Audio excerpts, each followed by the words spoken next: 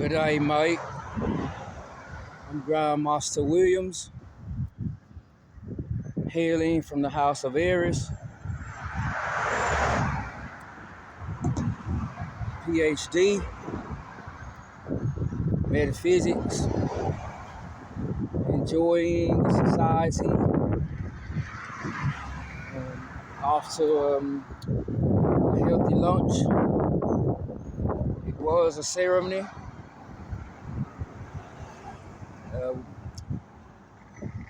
Lots of members of the fraternity attended it. Now, you're not going to want to miss out here, hopefully. What I found in this fraternity,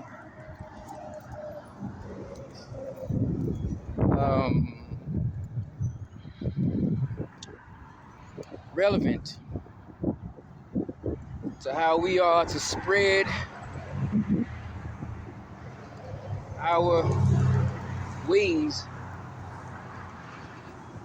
metaphorically, today, in fact tonight, this 21 May 2024, with the brethren of the Kentucky jurisdiction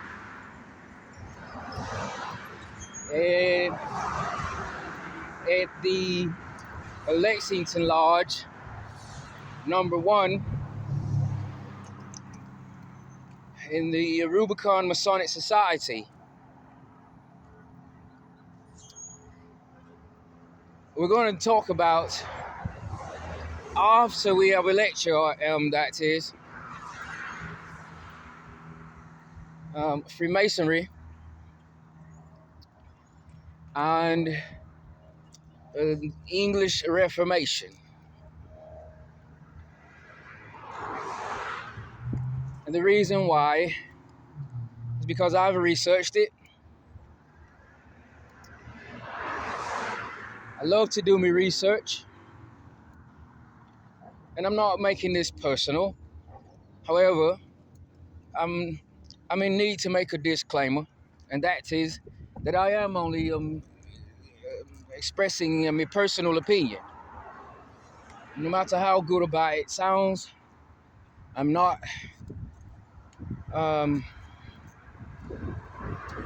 representing Freemasonry as a whole, nor any individual Freemason. And so I'm not a spokesperson. In other words, I've not been trained to say what I'm about to say.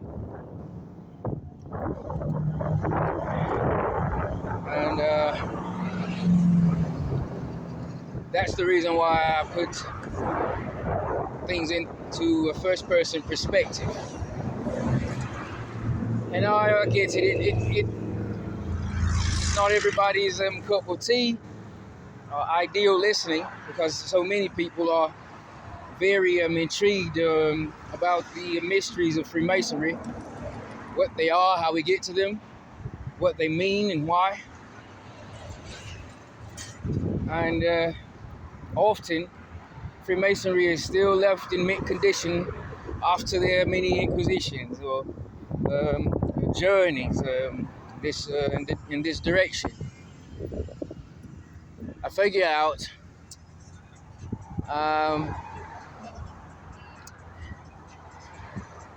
that I suppose is a healthy thing,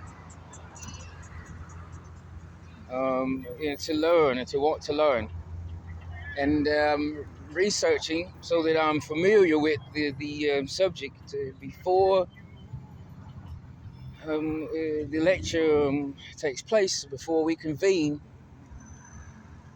with Rubicon Masonic Society tonight at 7 p.m. Eastern. Which, if you are interested in attending, reach out to me. Area code 850-321-9512 is my number. You can text me or either call. But ultimately, you're going to need to provide me with an email address to which I can forward you the link so that you can attend. Um, and I will extend this, was considered as a formal invitation on behalf of the Brethren of the Rubicon Masonic Society. I was invited formally, and I've also been given permission to extend the invitation further. And so I extend it to you in various or your respective jurisdiction. And moreover, I feel in a way, if you're not able to attend, that well, you're still going to be able to benefit from this powerful look or review on history that I expect to take place tonight. I did my research.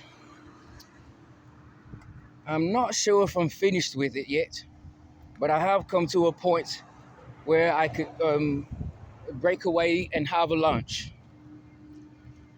And I say again, key phrase, breakaway. So I'm not quite sure if I'm really finished with it, if there's more I want to look for, but I found enough to give me some connection or some reach towards Freemasonry, through history to today. And I'm not sure if that's going to suffice me to look at it referencing the English Reformation. Although a lot of my college education has to do with humanities and learning a bit about the 15th and 16th century in terms of the church reformation and reconstruction as well in American history. So some of the things I've learned are good attachments I can make to philosophy. And with reference to Freemasonry, well, much of what I've come up in terms of volume, about the volume of the information, is all inspired from education in the fraternity, majority of it. I have learned a lot about American history in general, different types of history or different regions of the world in history. And these things have given me insights on Freemasonry because they have been Masonic related perspective. So the relevancy is something that resonates with us all, I'm sure. Whenever we are learning about Freemasonry and where all it has been, or is said to be, we can't deny it's something that at least us Freemasons are not going to ever forget. We may choose to not practice or exercise certain things we've learned, become rather dull as a blade, but we can't forget it. Either way, the Brotherhood is here to make sure we don't. And so with that being said, I have about the equal volume of academic research to academic investigation. And Freemasonry we talked about before in the Masonic, in the Rubicon Masonic Society.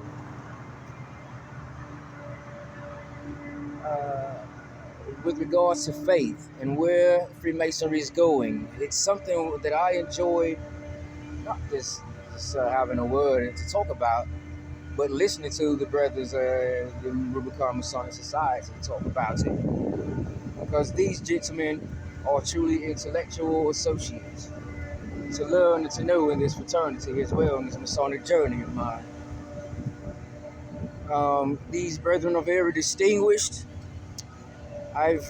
Some of them are fellow brethren of mine from the Philalethe Society, and without a doubt, that's a fellowship that is among the very high quality fellowships among members in the fraternity who are dedicated enough to maintain a healthy relationship with some brothers. Because after all, we can accomplish more together than we will achieve alone. And we made this decision to talk about the structure of Freemasonry on many occasions. We've come to talk about faith, where Freemasonry is going. Is there a need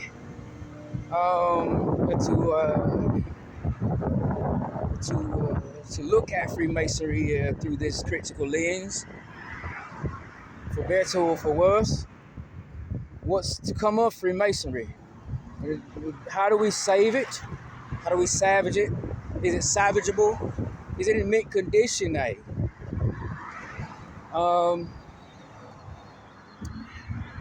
Tonight, again, we're going to be hearing a lecture from the Tyler at the Lexington Lodge, number 1.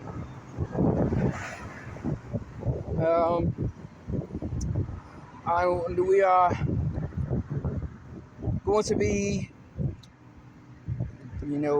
intelligently talking or discussing Freemasonry and the English Reformation.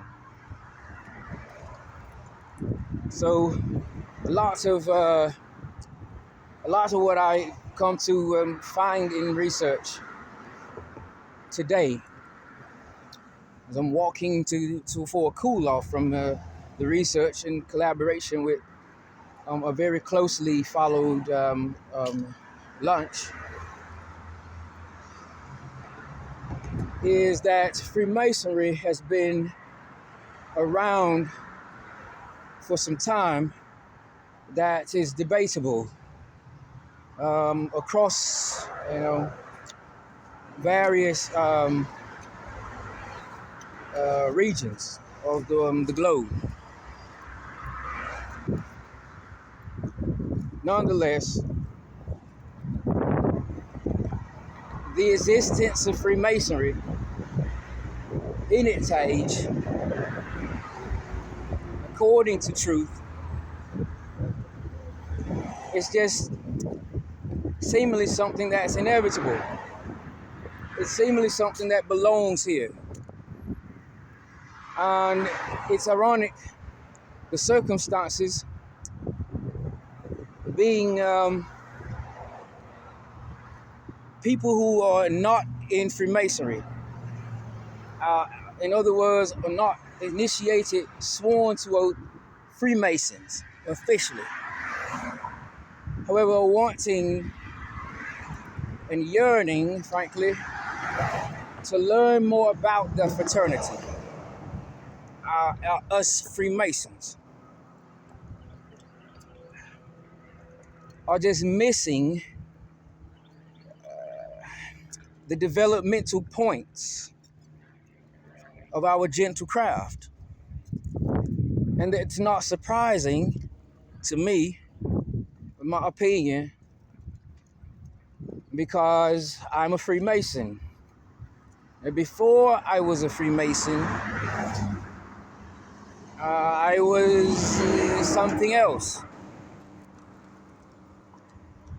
And I was exposed to the ways, mores, and the values of society in that capacity as well.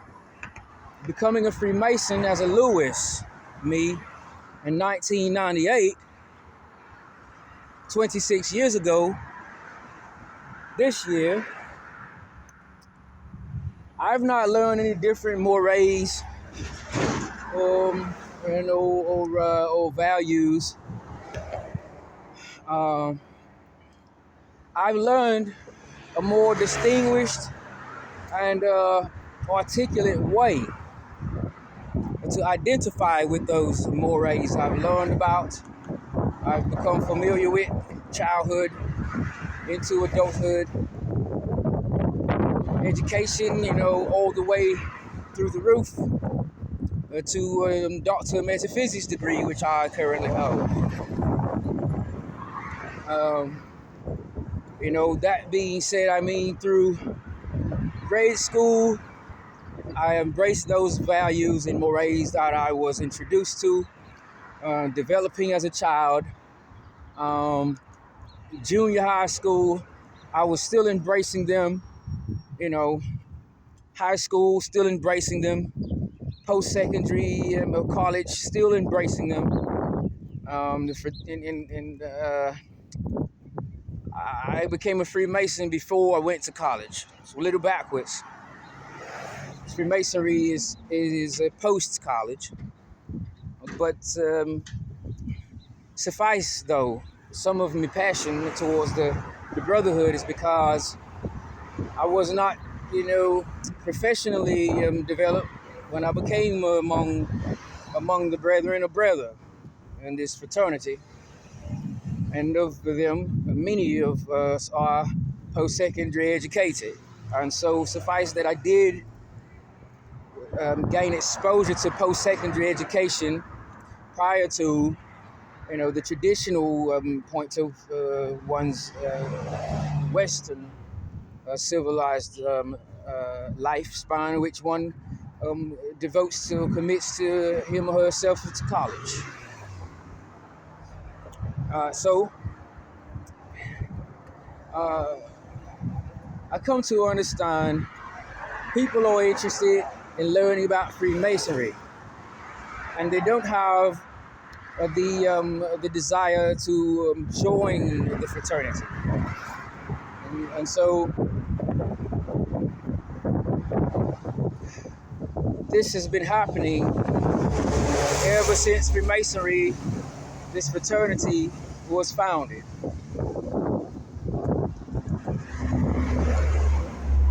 And what society has found is that in these institutions or major, I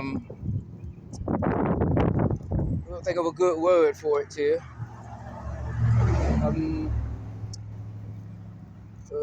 in these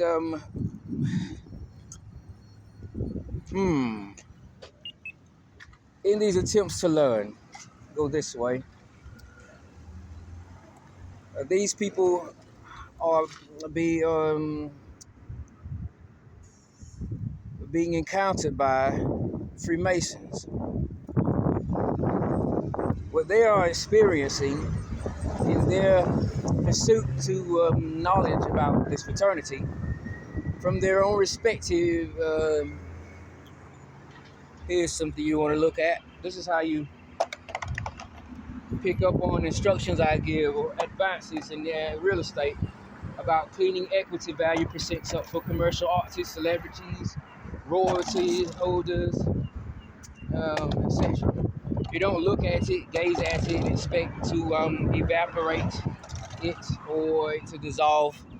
Rather, you make a dedicated attempt to take a moment out of your day, or break your day down, use your 24-inch gauge, for example, and dispose of it.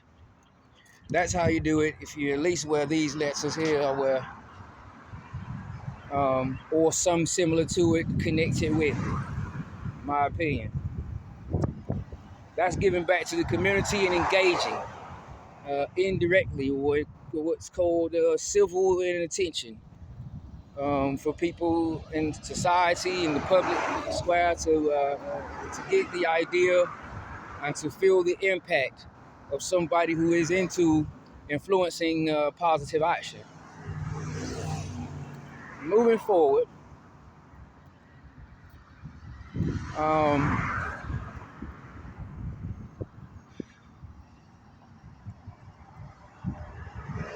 want to say again, people from or in their respective professions or areas of study that are not Freemasons, and as well inquire about Freemasonry.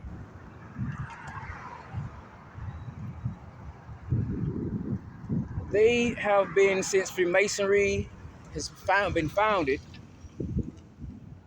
encountering, ironically, some of the persons in their own respective paths or walks, if you will, whom are Freemasons. They are understanding, rather surprisingly, that where they are, though it's not Freemasonry, Freemasons exist. Meaning there are Freemasons that are there and as well are attending their lodges and doing their degrees work with a fellow brethren. So, the critical question comes to mind here for me. What are you expecting or planning or intending to do? What are your intentions in learning more about Freemasonry? And I'm going to be honest, one reason is because, well, if you're not in this fraternity, of course we will be curious to know what it is that you could possibly have in common with us along the lines of our gentle craft. And the second thing is because chances are there's a Freemason right there really, really close to you as it is. And you're probably not aware of it, are you? I know, I get it. It's so happening. I understand. It's a cool trend and I love it. Yes, I do. I can stand here on the corner of Ocala Road and West Pensacola Street. And if I'm not wearing any regalia whatsoever, which today is not that case, no one, probably unless they really truly personally already know me, would ever have an idea that I'm a Freemason. Some of this might be because of the area that we live in our economy. And I'm not so to get into politics. I'm not trying to, no religion. But here I am outside, outdoors actually. And it is very probable that I, and maybe this at this very moment, probably 3/4 at the most of one person is probably aware I'm a Freemason. So, since I am wearing regalia, you've got this type of subliminal experience people get. They almost run into the back of others in their vehicles because they're trying to look and see what the Freemason's doing, where he's going, what he's up to, and why. Does it have anything to do with changing the government today? Does it have anything to do with changing the system, which they've grown so familiar and comfortable with?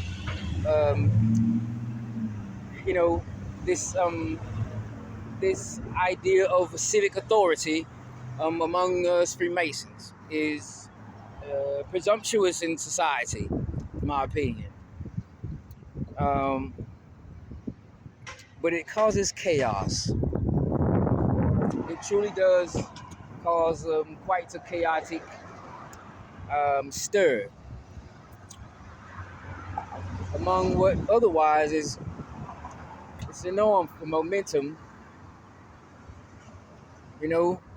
It's pretty unfortunate when you watch someone driving a vehicle, looking out the window elsewhere and smash into the back of someone. Now, there's not just one person who's made a mistake by driving and not paying attention. It's also who it is that gets rammed into the backside for being out and the wrong place at the wrong time. Right? In legal terms, someone's at fault and someone isn't. But in all general society, in all humanity, two people have very unfortunate circumstances. Yeah, it costs you.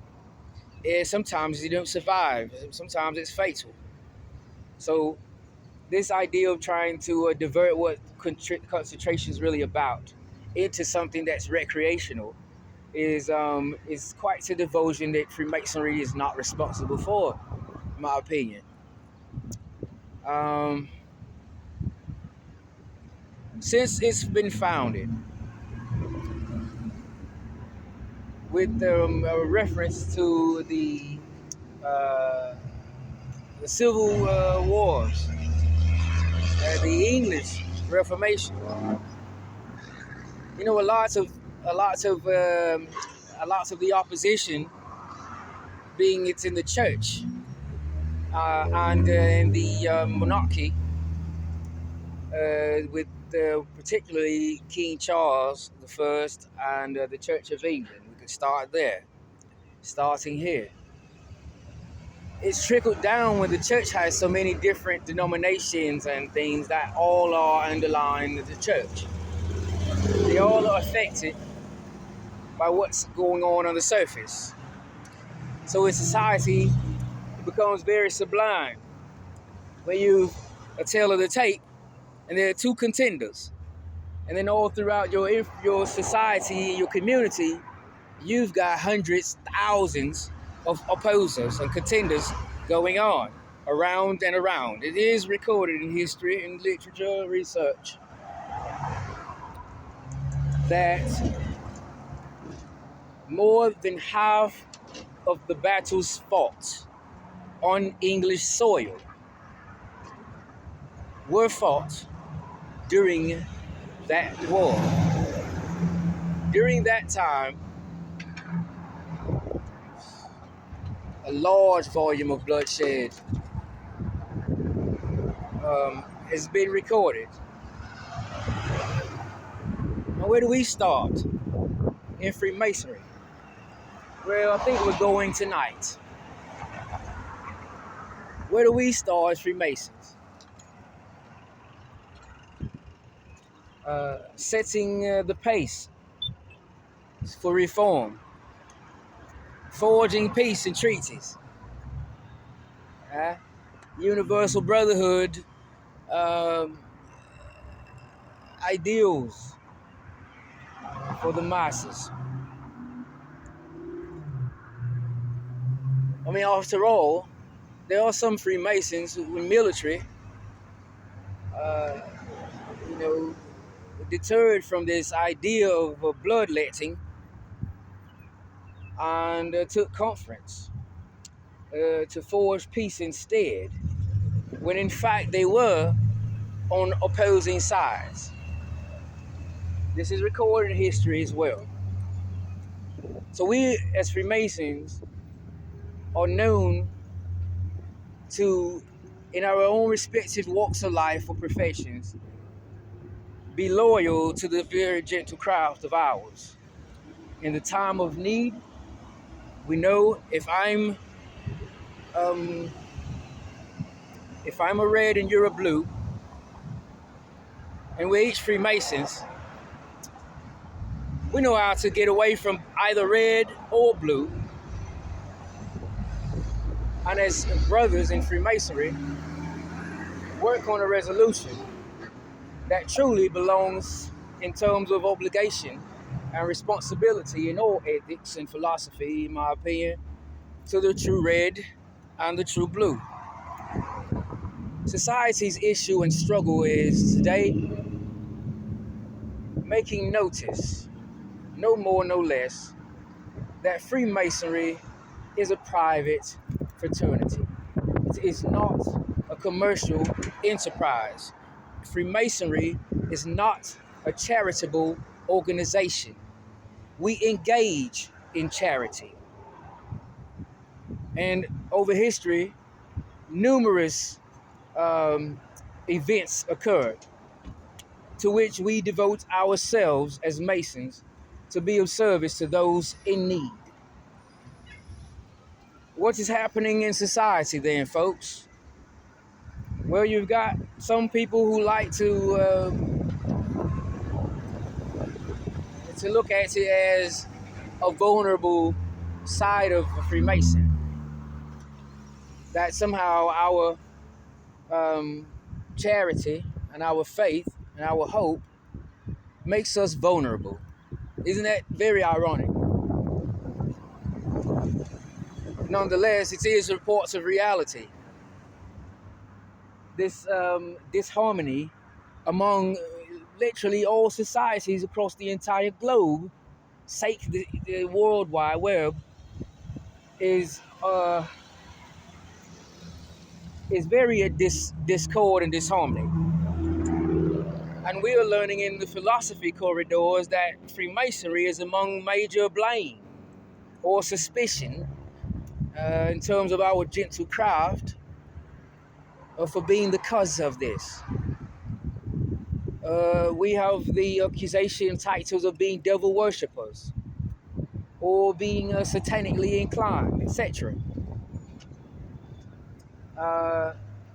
And lots of people are likely to associate or attribute that to the declination in numbers in our members today. Well, it's because you're doing the wrong thing ethically, sire. You're serving the devil. And this is why you're losing members and fraternity is going away. They're implying that our very day-to-day ups and downs, vulnerability as human beings, the human species, is karmic. And that I understand it. Oh, sure, I understand that. But what we're going to do tonight in the Rubicon Masonic Society is talk as brothers about it, and not in the public square. We're going to go into our gentle craft and discuss it here. And this is what makes Freemasonry. So,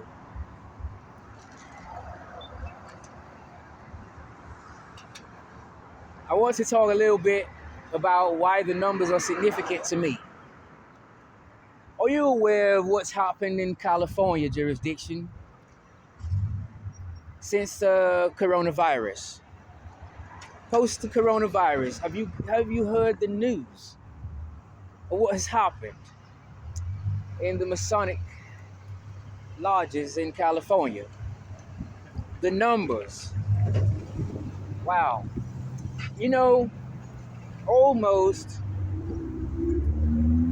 half of the Masons of California are at suspension status for non-payment of dues, for which each of them has their own series or segment, if you will, of reasons why. Nonetheless, the consequence for not paying dues typically is suspension, not expulsion, until the dues are paid. At which point the member is restored or reinstated back to a good standing. I have a card that's a good example of a good standing credential for a Freemason who pays his dues on time. Okay? When the dues aren't paid for the year, that credential is not issued, a suspension is. And it's temporary, number one, premise. Number two, premise. Suspension, even expulsion from a single lodge does not strip the title or achievement of that Mason as a Freemason. In other words, if I, for example, let's be hypothetical here.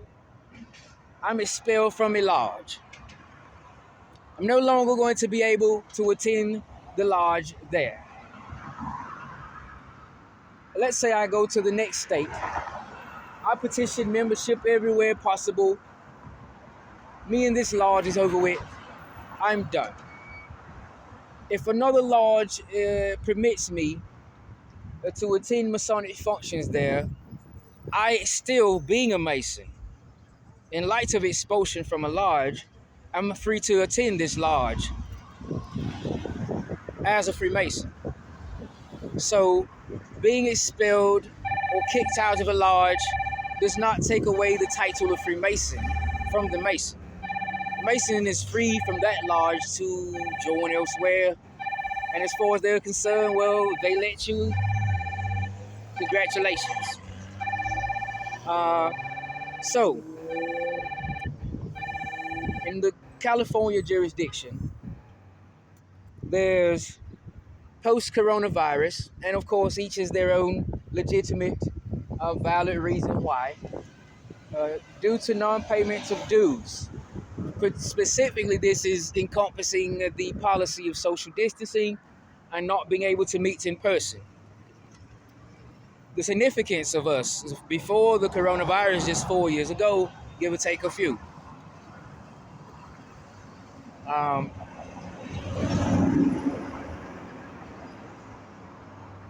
These members, some of them even have gone to different jurisdictions because the loss of job, laid off at work, coronavirus testing positive, etc., etc. Moved away for better survival chance to win. Consciousness, this is about.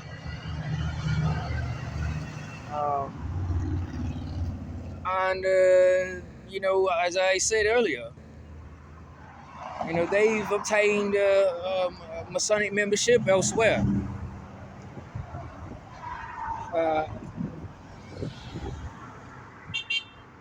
Through it all, there is a recorded, the last time I was aware. Mind you, I'm a student of the Masonic Education Institution in California jurisdiction.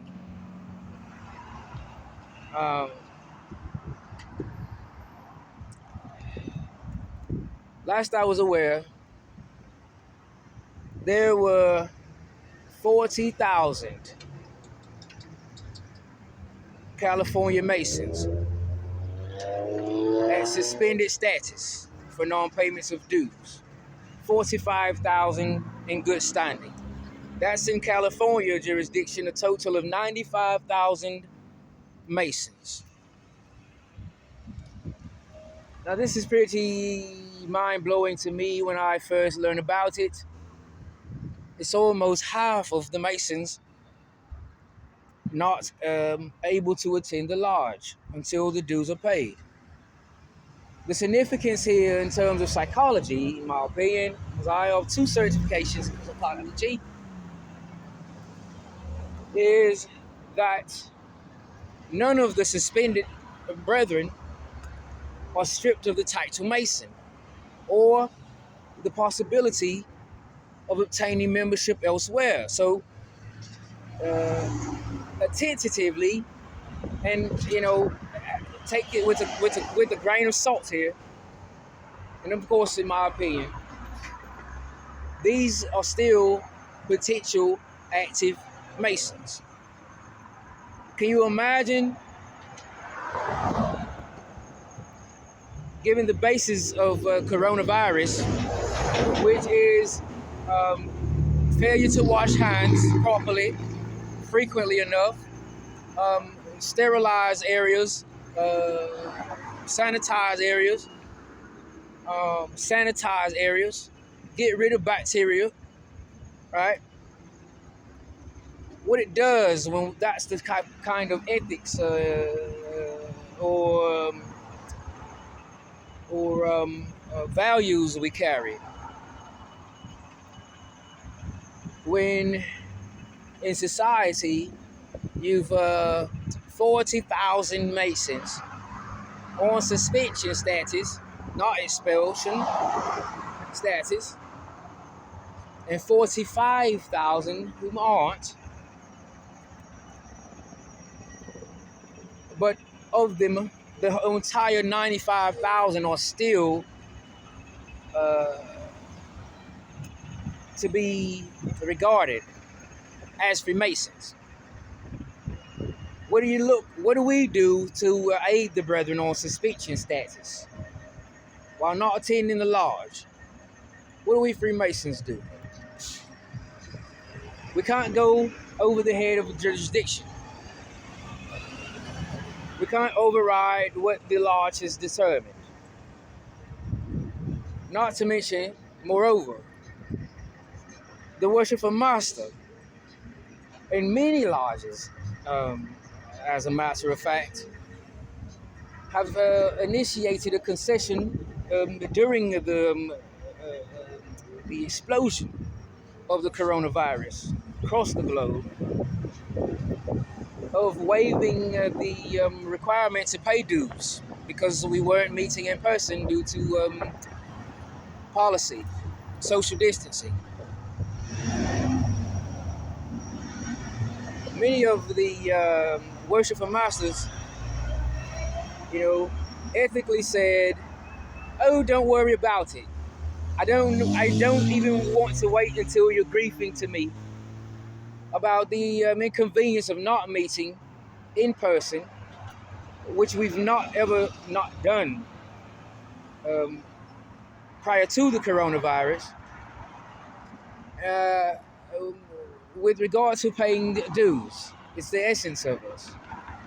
And only 4 years have we been not meeting in person. Don't worry about it. The dues, I'm going to waive them for the lodge. I understand what we're going through. We're going through it together. This has been the agency of several worshipful masters. Others, not so. Dues still need to be paid. But the point here is,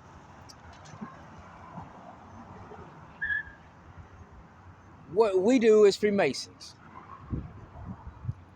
has come to challenge us to the charge of every Mason to spread Masonic light, right?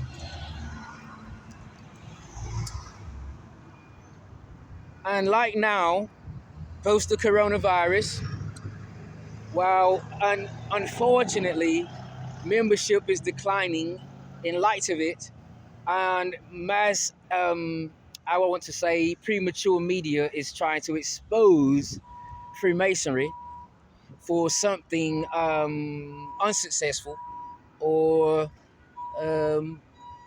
lacking proficiency in economy and the like.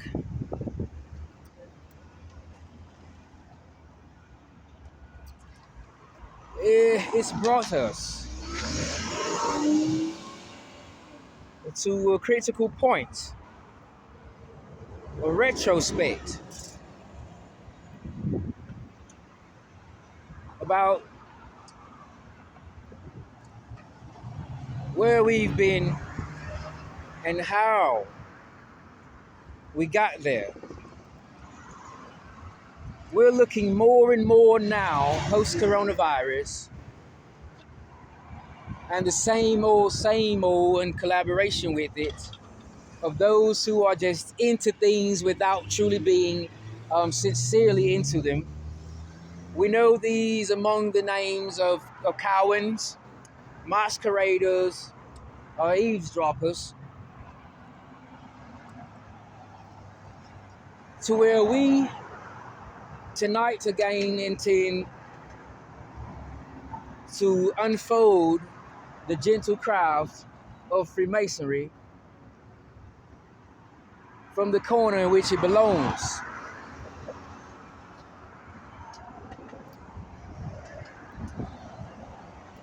What I mean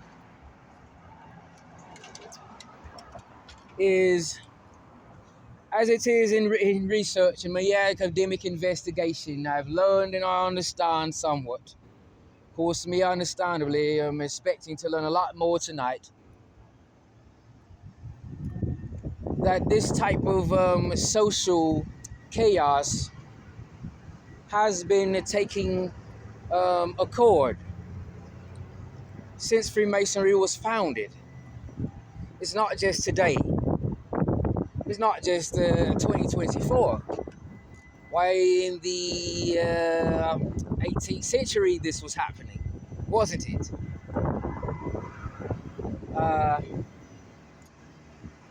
And earlier.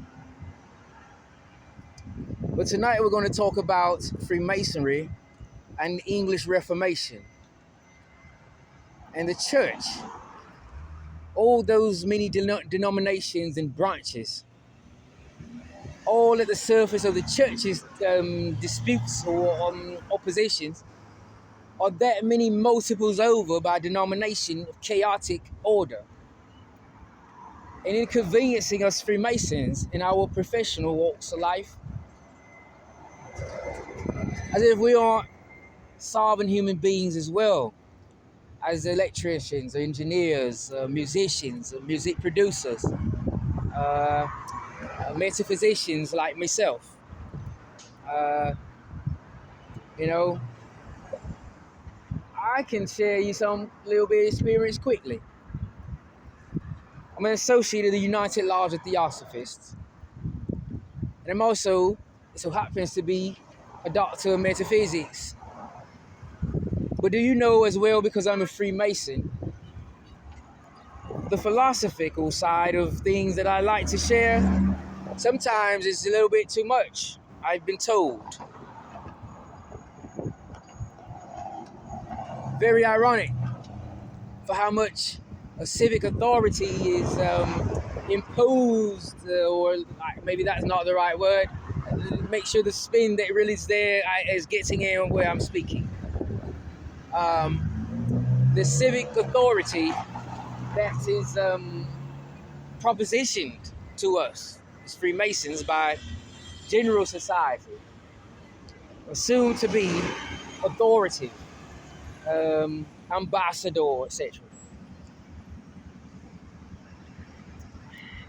It's why we are to question tonight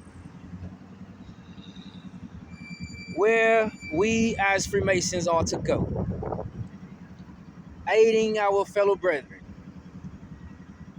who are caught up in the middle of this chaotic society, a social chaos that has been taking place since the 18th century, for Christ's sake, and it intends to question our gentle crafts, my Lord, as if we've all responsibility to bear for what is society's economics, for crying out loud. Something that every living human being essentially needing food or drink to grow, if you ask me, is absolutely participating in or attending. Just the ways and the norms and the mores and values of society at large. And when it all goes to chaos, it seems that there's a question on this fraternity over the ages.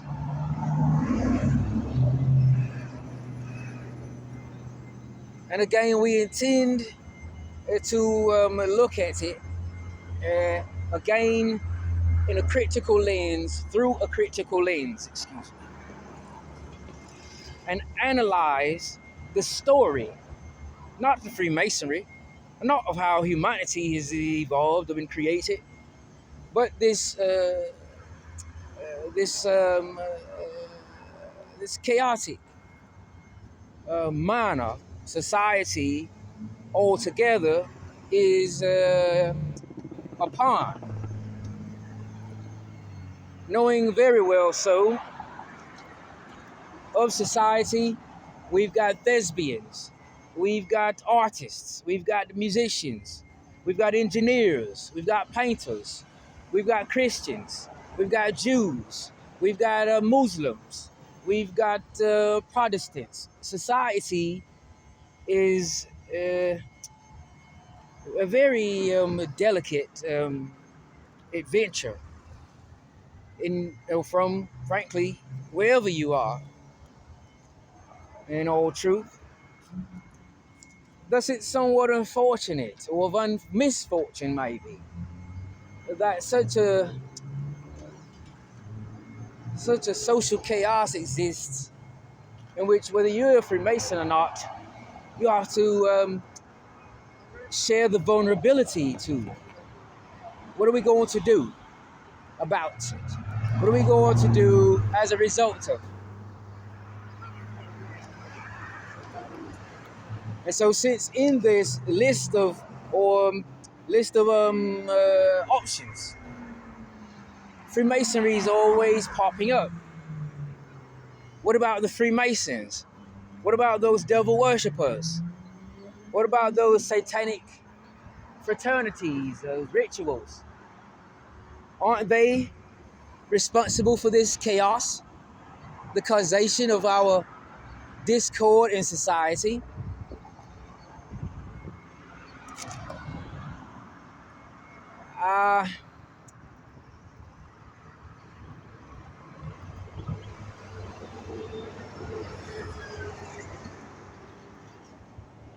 It's just so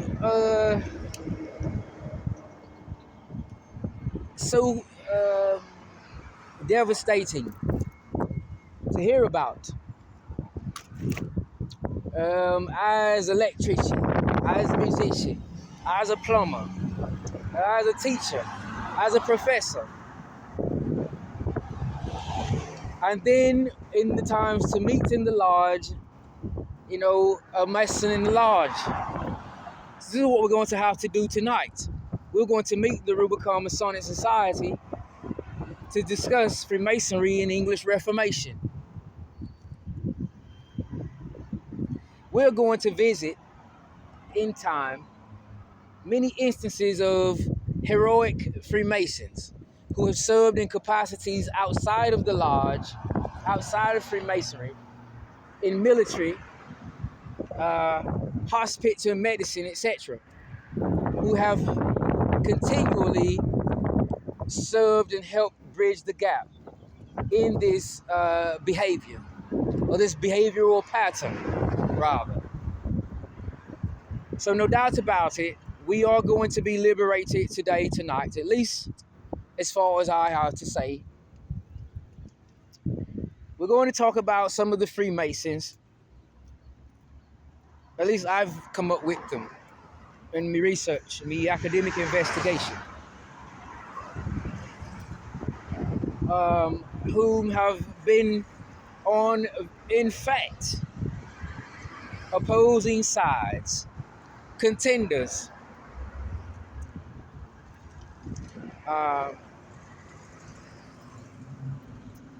who have not let those positions and those circumstances deter the very fabric of fellowship that makes our brotherhood. So then, in reciprocity, the brotherhood that we are has survived, sake our fellowship. We're going to learn a little bit about some Freemasons who during this war were not on the same side. And with so much propaganda and scandal and lies and just inappropriation with regard to how to run and monitor a government system, they've deterred from their primary posts or positions, and as Freemasons have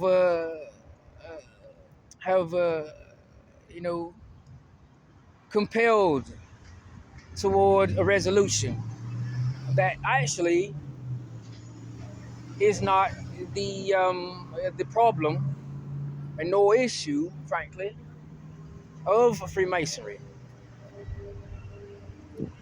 So Freemasons, in the respective professions,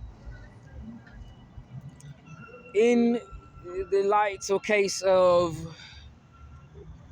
corruption, disruption,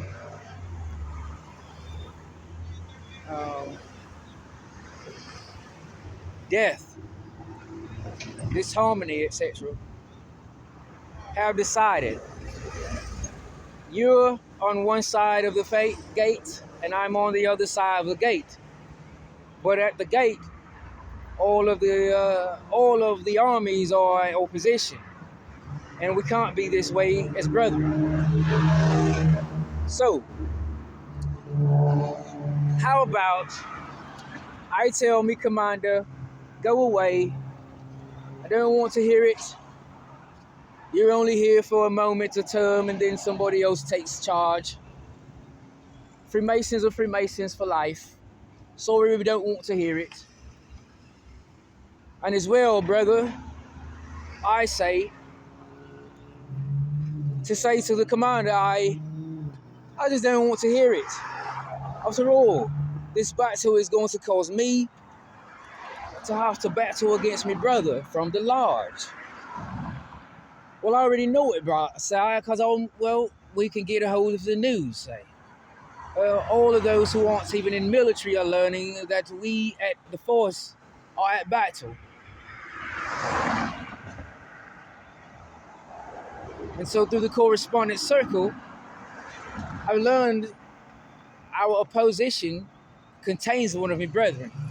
And I'm not willing to go any further. For whatever it is worth to you, my soldier.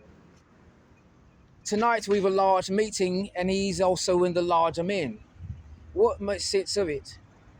If we go into battle today, and tonight I attend lodge and my brethren is in the morgue. Do you know what this would cause for me among the rest of my brethren in the lodge if I, a brother in the lodge, were to take the life of a brother in our lodge? We're not taking a virtual life. Take his account, his profile, hack it. We're not taking his life in that way. If I'm to take his life, his mortal life, do you know what this would cause for me besides a fair trial in court? And so we're going to learn tonight about Freemasons who have served in capacities outside the lodge or beyond the Masonic Lodge and have been the bridge for the gaps between armies since earlier down the 18th century. We're going to look at the reason why our gentle craft is rightfully spoken. Among us, from mouth to ear, as is in the correspondence circle. And we're going to visit more of the background, frankly, to develop more charisma among the brethren that attend tonight, to instill more or less the power, the will, the jurisprudence, the prudence,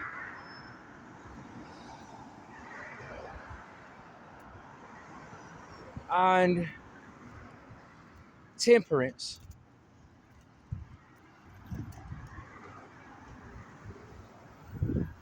in the society on the panel tonight, for us all to go forward ever, backward never, in light of our gentle craft, in light of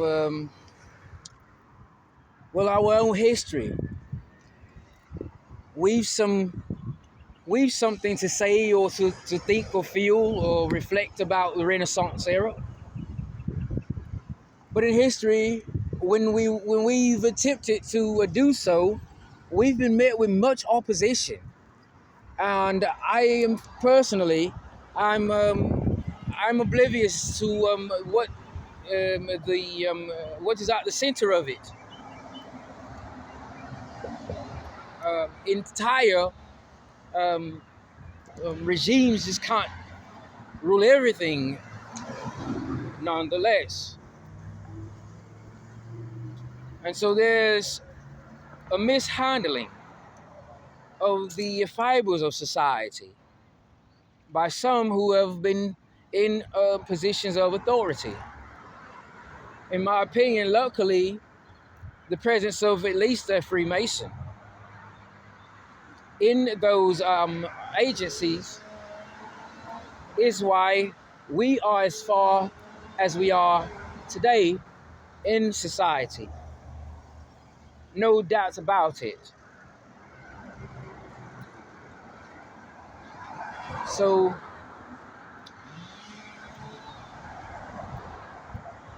I'm not sure if I'm finished researching this, because numbers go a long way for those of us who really enjoy a learning experience, and for a professional reason, for a noble purpose. Again, we're getting labeled as satanic and dark, and to me, there's just so much more on the surface before even getting to that level of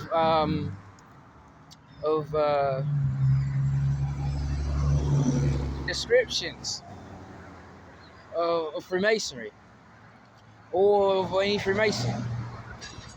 What it seems like is that the majority is just not able to really pin the tail on the donkey metaphor of Freemasonry, because Freemasonry is not the majority of mass population.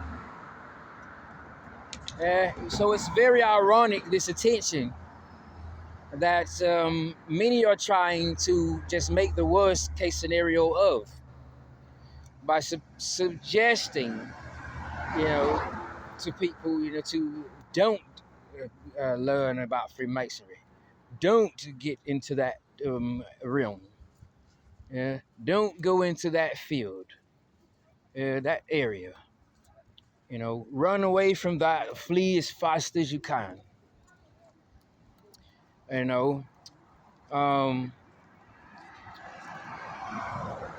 we're making a very profound exploration possible tonight of the meaning of the craft, and united as brothers, we are going to do this. That is, partake in this, on this quest for knowledge. And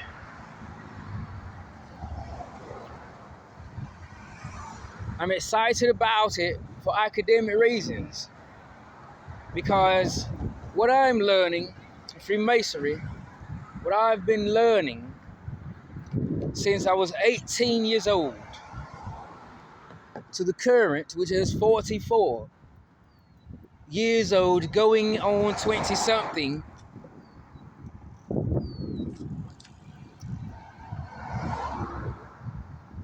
if I'm not still just 18,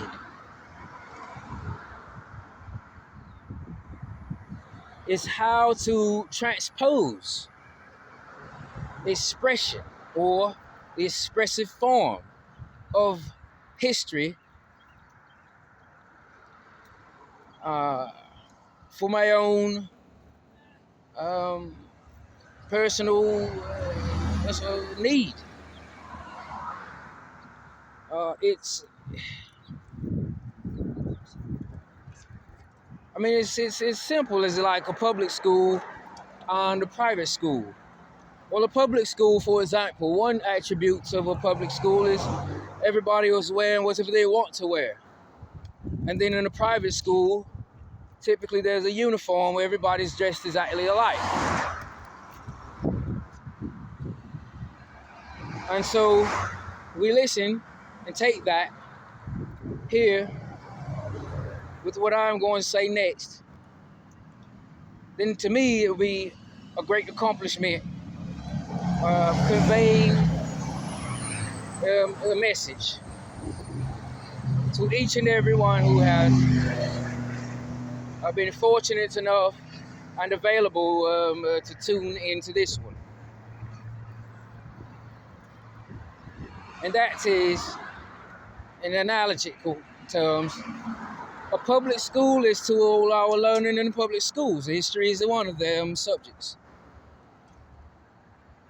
Right?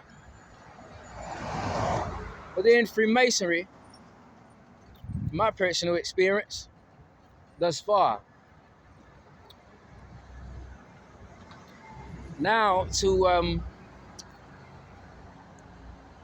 holy Discordian Pope in the House of Eris, Discordian Illuminati, as well a Grand Master in the Illuminati, and a 32nd degree Scottish Rite Mason. I'm also certified worthy patron. So of course I'm a Master Mason in my own world, where it is essential for me to practice this craft, to be proficient in such an endeavor. When I say it is to a private institution, one example here in Florida is the Florida Agricultural and Mechanical University. It is a private institution. The high school there, well, everybody's dressed exactly alike, which is truly typical of a private institution, in contrast to a public one, where everybody's wearing whatever they want. What I've learned in public school is similar to being in my own choice of clothing. And since I was initiated into Freemasonry, it's given me a uniform that enables me and allows me to look at what I've learned on a large scale. A public school classroom is larger. It's larger and of more essence than a Masonic lodge. No pun intended. But understandably what I'm implying is, well, in public school you've got such a wide range of ages that are there to need to be educated for the future. From grade school, from kindergarten, or even nursery, all the way through senior year high school. That's what I mean about public school. Is the classrooms are larger than are in us assembled in a Masonic lodge. Moreover, when I have the opportunity to join a Masonic lodge, I'm now learning in a private institution the same stories, but they're with a different mode of understanding in terms of feedback. Over a period of time, perhaps. You take a candidate in 2024, and you look at the candidate on a casual social term. 6 months later, there's a lot to be said about that candidate.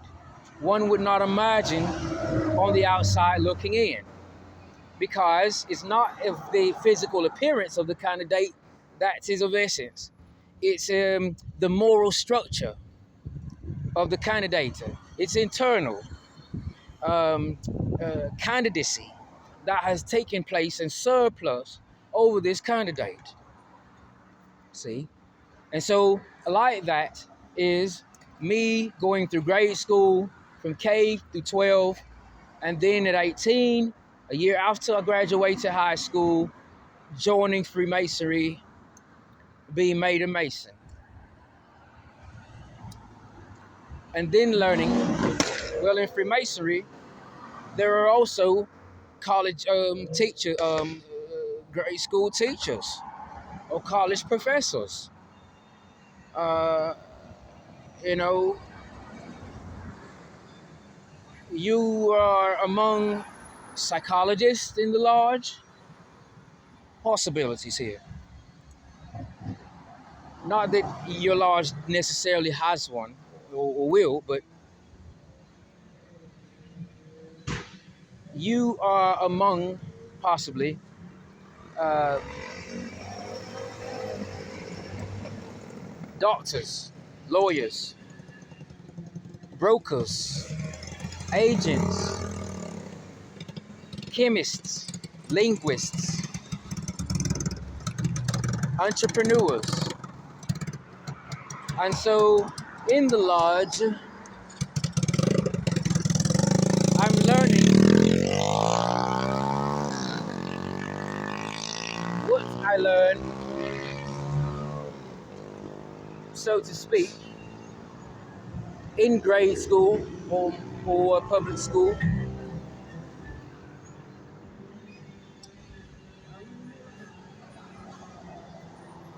In a private institution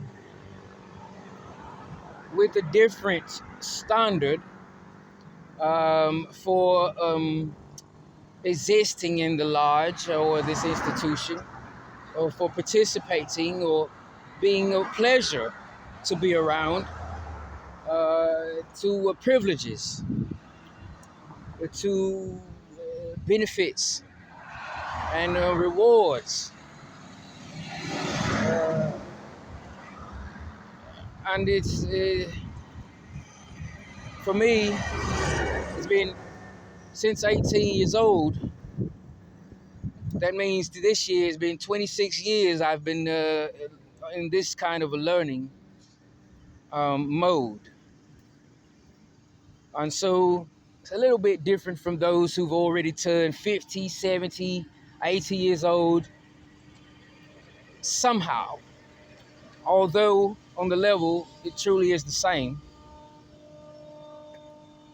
I give the same recognition to a senior citizen or an elder in the community who's comfortable enough starting in Masonic education, membership, at the first degree, a rebirth. As I would give someone like my own case, 18, not structured in life as a man, and starts in something like Freemasonry, wherein there are, some of the biggest giants we can imagine, intelligent-wise, knowledgeable-wise. And, that's because, hey, it's like saying, I'm going to ice a cake before the cake cools. That means as soon as it's done in the oven baking, I'm going to ice it with a knife all the way around. Well, you know what's going to happen? The icing is going to melt. And this is what one might think about. I was thinking that way. I expected it through the first few months of membership in the lodge to just be overwhelmed and finally finding out how my eyes were just bigger than my stomach. And it was not something I really was prepared to do on a daily basis, to practice and to hold myself to, or anybody else.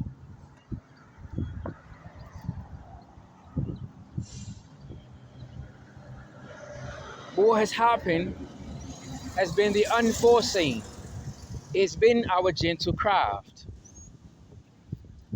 There has, been a gift for me to care for, to foster, and it's very, very gracious of the grand architect of the universe, the great architect of the universe, to bestow these talents upon us, these tenets, these virtues, principles that seem in this experience lying way far ahead, while in all reality we've been developed to identify with them since childhood. So what happens then here, Grandmaster Williams? What happens here is you get a little bit of time to put together the obvious, and then you get this great reward, like a proficiency into the next degree.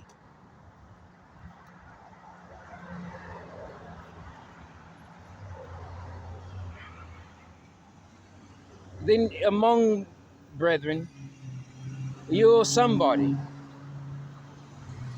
and it's particularly because you value these things we've been taught to value since childhood that so many people take for granted or just ignore. So it's like a second chance at common society, at the common world, this fraternity. As on the outside of the unforeseen. And then the unforeseen is what makes it a comfortable experience or position to be in. So I've been learning since 18, a year out of high school, about history and science, geometry and math, logic, rhetoric. Things I was taught in grade school, at grade school age, but in a way that is that's referred to.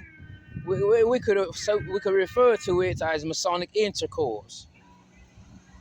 On a Masonic level, I've been educated on general subjects that I also took in grade school. So I'm going to give great joy attending the meeting tonight, and we meet upon the level of equality, act by the plumb of uprightness, and we part upon the square of virtues.